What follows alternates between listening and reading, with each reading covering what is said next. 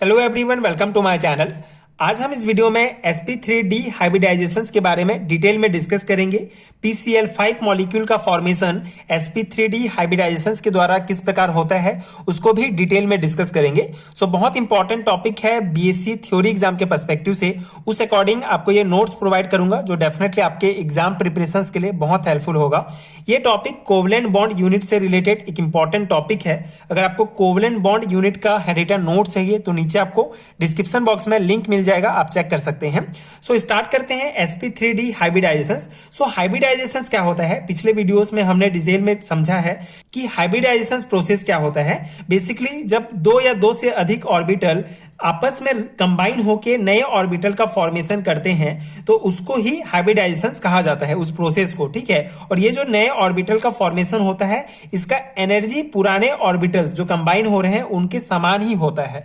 तो ये basic concept है हाइब्रिडाइजेशंस प्रोसेस का। ठीक है, जो दो या दो से अधिक ऑर्बिटल आपस में मिलकर सेम संख्या में नए ऑर्बिटल का फॉर्मेशन करते हैं तो इस प्रोसेस को हाइब्रिडाइजेशंस कहा जाता है। अब sp3d हाइब्रिडाइजेशंस क्या होता है, when 1s orbital, 3p orbital and 1d orbital combine to form 5 new identical orbitals with the same energy, the process is called sp3d hybridizations। ठीक है, तो इसके नाम से ही स्पष्ट है, एक s ऑर्बिटल, 3p ऑर्बिटल और एक d ऑर्बिटल आपस में कंबाइन होकर पांच sp3d हाइब्रिड ऑर्बिटल का फॉर्मेशन करते हैं तो इस प्रोसेस को sp3d हाइब्रिडाइजेशंस कहा जाता है। यहां पे आप स्ट्रक्चर में देख सकते हैं, ये एक s ऑर्बिटल है जो राउंड शेप में है, राउंड शेप में होता है। ये 3p ऑर्बिटल है, ठीक है, px py pz, ठीक है, जो डंबल शेप्स में होते हैं।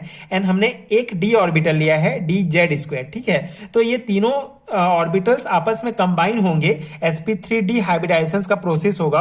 उसके बाद हमको 5 sp3d हाइब्रिड ऑर्बिटल प्राप्त होंगे जिनमें तीन ऑर्बिटल्स के बीच, तीन लोब्स के बीच जो है 120 डिग्री का कोण बनेगा एंड दो के बीच 90 डिग्री का कोण बनेगा। तो ये जो ऑर्बिटल्स हमको नए हाइब्रिड ऑर्बिटल प्राप्त होंगे ये हमको sp3d हाइब्रिडाइजेशंस प्रोसेस के बाद ही प्राप्त होगा। ठीक है, तो ये जो है इसका डायग्राम में इसको शो किया गया है कि किस प्रकार से ऑर्बिटल्स का आपस में कंबाइन होगा एंड किस प्रकार से हाइब्रिडाइजेशंस प्रोसेस में ये 5 sp3d हाइब्रिड ऑर्बिटल हमको प्राप्त होंगे। ठीक है, तो ये बेसिक हो गया। And the mixture of sp and d orbital form trigonal bipyramidal symmetry. ठीक है, तो इन sp-d ऑर्बिटल्स का जब मिश्रण होता है तो हमको ट्राइगोनल बाय पिरामिडल सिमेट्री वाला जो स्ट्रक्चर है वो प्राप्त होता है। ठीक है, बेसिकली ये जो हमको स्ट्रक्चर प्राप्त हुआ है इसका स्ट्रक्चर होता है ट्राइगोनल बाय पिरामिडल। ठीक है, तो ये आपको ध्यान रखना है। And 3 hybrid orbital lie in the horizontal plane inclined at an angle of 120 degree to each other known as the equatorial orbital। ठीक है, सो बेसिकली यहाँ पे क्या कहा गया है कि तीन जो हाइब्रिड ऑर्बिटल होते हैं उनके बीच 120 डिग्री का कोण बनेगा and the remaining two orbital lie in the vertical plane at 90 degree plane of the equatorial orbital known as axial orbital। ठीक है, और बाकी जो दो ऑर्बिटल हैं उनके बीच 90 डिग्री का कोण बनेगा। तो ये जो है कुछ बेसिक थ्योरी पॉइंट्स हैं जो डेफिनेटली आपके थ्योरी एग्जाम्स के लिए बहुत इंपॉर्टेंट है। बेसिकली ये नोट्स आपको मैं बीएससी थ्योरी एग्जाम के पर्सपेक्टिव से प्रोवाइड कर रहा हूं, तो उस अकॉर्डिंग आपको जो है ये थ्योरी पॉइंट्स लिखना होगा। तो ये हो गया बेसिक कॉन्सेप्ट sp3d हाइब्रिडाइजेशंस का। अब इसके एग्जांपल से हम समझते हैं कि किस प्रकार से PCl5 फास्फोरस पेंटाक्लोराइड का फॉर्मेशन होता है। बहुत सिंपल से प्रोसेस है। ठीक है, बहुत सिंपल सा इसका कॉन्सेप्ट आपको इजिली समझ में आ जाएगा। जैसे यहाँ पे जो फास्फोरस है इसका एटॉमिक नंबर होता है 15। ठीक है, इसका इलेक्ट्रॉनिक कॉन्फ़िगरेशन किस प्रकार होगा, 1s2 2s2 2p6 3s2 3p3। ठीक है, इस प्रकार से होगा इसका इलेक्ट्रॉनिक कॉन्फ़िगरेशन। ये है ग्राउंड स्टेट में। ठीक है, इस प्रकार ये भरेगा ऑर्बिटल्स में। 1s में 2 इलेक्ट्रॉन भरेंगे, 2s ऑर्बिटल में 2 इलेक्ट्रॉन, 3p ऑर्बिटल में 6 इलेक्ट्रॉन भरेंगे टोटल, 3s में 2 इलेक्ट्रॉन भरेंगे एंड 3p में 3 इलेक्ट्रॉन। ठीक है, तो इस प्रकार से ये जो है इनका इलेक्ट्रॉनिक कॉन्फ़िगरेशन होगा। इस प्रकार से ऑर्बिटल में ये इलेक्ट्रॉन भरेंगे, किसमें, ग्राउंड स्टेट में। ये आपको ध्यान रखना है। जब एक्साइटेड स्टेट में होगा ये फास्फोरस तो उस स्थिति में क्या होगा, जो 3s ऑर्बिटल का जो इलेक्ट्रॉन है वो 3d ऑर्बिटल में चला जाएगा, ठीक है, एक्साइटेड स्टेट में। तो इस प्रकार से जो है 3s में 1, 3p में भी एक एक और 3d में भी एक ऑर्बिटल में ये इस प्रकार भरेगा, ठीक है।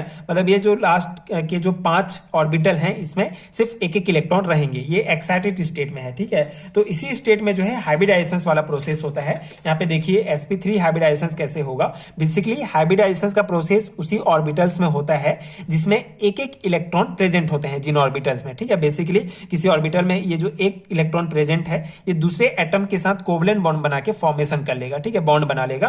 तो यहाँ पे जो है इन 5 ऑर्बिटल में एक एक इलेक्ट्रॉन है, इसलिए ये 5 जो है आपस में कंबाइन होंगे और इनके बीच sp3d हाइब्रिडाइजेशन होगा। And this 5 orbital form 5 covalent bond with 5 atoms of chlorine by overlapping its half fill p orbital, ठीक है।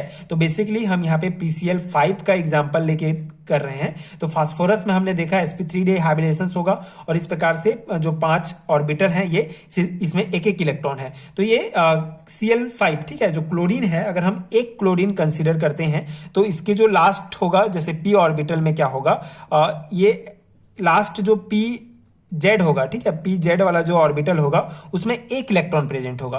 तो यही एक इलेक्ट्रॉन जो ठीक है, जो खाली वाला सिर्फ एक इलेक्ट्रॉन जो इस ऑर्बिटल में प्रेजेंट है, ये एक इलेक्ट्रॉन क्या करेगा, यहां से जो है रिएक्ट करेगा, ठीक है, इसके साथ कोवलेंट बॉन्ड बना लेगा, ठीक है, इस इलेक्ट्रॉन के साथ। बेसिकली जब एक एक इलेक्ट्रॉन आपस में इस प्रकार से बॉन्ड बना लेते हैं तो वहां कोवलेंट बॉन्ड बन जाता है। तो वही क्लोरीन का ये जो एक इलेक्ट्रॉन है और ये 3s का एक इलेक्ट्रॉन ऑर्बिटल का आपस में जुड़ जाएगा। और यहाँ पे PCl5 है, क्लोरीन 5 है, तो सेम इसी प्रकार 5 एटम होंगे जो इन पांचों d ऑर्बिटल, ठीक है, हाइब्रिड d ऑर्बिटल के साथ जो है कोवलेंट बॉन्ड बनाएंगे और इस प्रकार से जो है PCl5 मॉलिक्यूल का फॉर्मेशन हो जाएगा, ठीक है। तो ये बेसिक कॉन्सेप्ट है, आई होप आपको समझ में आ गया होगा।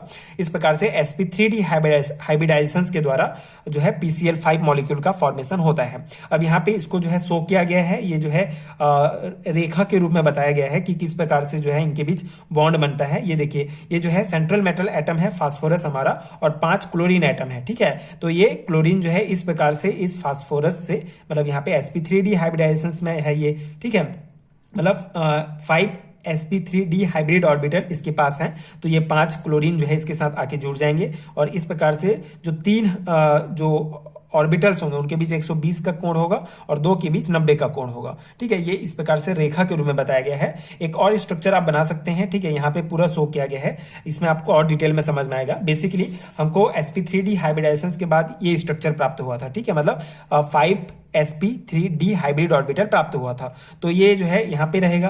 अब इसके साथ ही जो है 5 क्लोरीन आके हर एक ऑर्बिटल से जुड़ जाएंगे, यहाँ पे आप देख सकते हैं, ठीक है। तो हर एक ऑर्बिटल से 5 क्लोरीन जो है आके इस प्रकार जुड़ेंगे और ये जो है सिग्मा बॉन्ड का फॉर्मेशन होगा, ठीक है। बेसिकली कोवलेंट बॉन्ड जो होता है उसमें सिग्मा बॉन्ड बनता है। इस प्रकार से PCl5 मॉलिक्यूल का फॉर्मेशन होगा sp3d हाइब्रिडाइजेशन के द्वारा, ठीक है। ये PCl5 मॉलिक्यूल का स्ट्रक्चर है जिसमें जो है 5 sp3d हाइब्रिड ऑर्बिटल के साथ 5 क्लोरीन के एटम जुड़े हुए हैं, किसमें, कोवलेंट बॉन्ड के द्वारा, ठीक है। ये हो गया। कुछ और पॉइंट हैं जैसे the shape of PCl5 is trigonal bipyramidal, ठीक है, जो हमने पहले भी डिस्कस किया। And this is asymmetrical structure so it is temporary and that why PCl5 is very active, ठीक है। तो ये जो स्ट्रक्चर होता है असिमेट्रिकल होता है, इसके कारण ये टेम्परेरी होता है, ठीक है। टेम्परेरी होता है मतलब जल्दी टूट भी सकता है ये, इसीलिए जो PCl5 है ये बहुत एक्टिव होता है। किसी भी जो है दूसरे एटम के साथ ये बॉन्ड को तोड़ के दूसरे एटम के साथ जुड़ जाएगा, मतलब ये बहुत ज्यादा एक्टिव होता है। तो ये कुछ इंपॉर्टेंट पॉइंट्स हैं जो आपको ध्यान रखना है। आई होप ये समझ में आ गया होगा sp3d हाइब्रिडाइजेशन। इस प्रकार से आपको ये जो है इसका बेसिक डेफिनेशन, ये स्ट्रक्चर बना सकते हैं, ये कुछ basic theory points and PCl5 का फॉर्मेशन एग्जाम्पल देके आप समझा सकते हैं, ठीक है। बेसिकली लॉन्ग टाइप क्वेश्चन में ही ये पूछा जाता है, तो इतना भी लिखेंगे तो इनफ होगा आपके सेमेस्टर एग्जाम्स के लिए।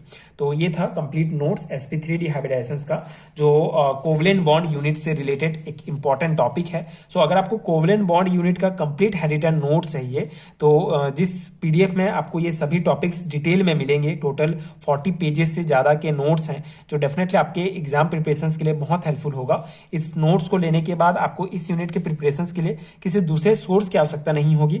हर एक टॉपिक को इसी टाइप से डिटेल में एक्सप्लेन किया गया है, नोट्स में डिटेल में समझाया गया है। तो आप नोट्स ले सकते हैं, अपनी तैयारी कर सकते हैं।